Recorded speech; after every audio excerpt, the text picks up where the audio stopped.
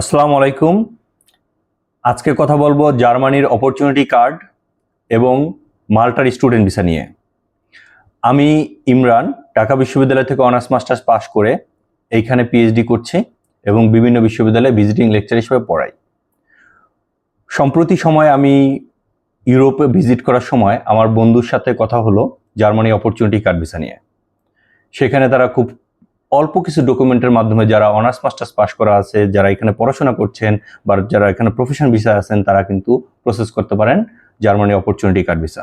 এবং যারা মালয়েশিয়াতে পড়াশোনা করছেন তাদের জন্য সুখবর, মাল্টা এবং হাঙ্গেরির সকল ধরনের ডকুমেন্টস সাপোর্ট দিয়ে আমরা ভিসা করার সহযোগিতা করছি ইউরোপের সেনজেন কান্ট্রি মাল্টা এবং হাঙ্গেরিতে।